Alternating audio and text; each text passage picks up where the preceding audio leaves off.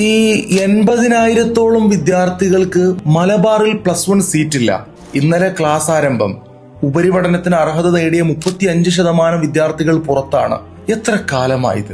സർക്കാരുകൾ മാറി മാറി വന്നിട്ടും മലബാറിനോടുള്ള അവഗണന തുടരുന്നു. മറ്റു സംസ്ഥാന സർക്കാരുകൾ വിദ്യാർത്ഥികൾ എത്തിക്കാൻ കിണഞ്ഞു പരിശ്രമിക്കുമ്പോൾ കേരളത്തിൽ ചിലപ്പോഴൊക്കെ അതിനെതിരാണെന്ന് തോന്നിപ്പോവും.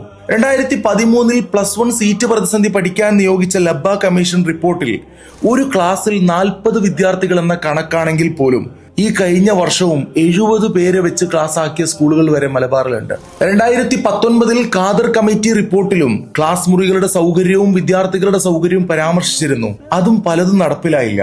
2023 കാർത്തികേയൻ കമ്മിറ്റി അവതരിപ്പിച്ച റിപ്പോർട്ടിൽ മലബാർ മേഖലയിൽ അധിക ഹയർ സെക്കൻഡറി സ്കൂളുകളും അധിക ബാച്ചുകളും നിർദ്ദേശിച്ചിരുന്നു. അത് നടപ്പിലായില്ല എന്ന് മാത്രമല്ല, ആ റിപ്പോർട്ട് തന്നെ സർക്കാർ പൂഴ്ത്തിവെച്ചു.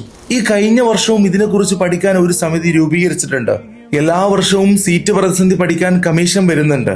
പക്ഷെ വിദ്യാർത്ഥികൾ അന്നും ഇന്നും പുറത്താണ്. സർക്കാർ കാര്യക്ഷമമായി തന്നെ ഇടപെട്ടിട്ടില്ലെങ്കിൽ ഒരുപാട് വിദ്യാർത്ഥികൾ പഠനമില്ലാതെ പെരുവഴിയാവും. മലബാറിനോടുള്ള അവഗണന വിദ്യാർത്ഥികളുടെ അവകാശങ്ങൾക്ക് നേരെയുള്ള അതിക്രമമാവരുത്.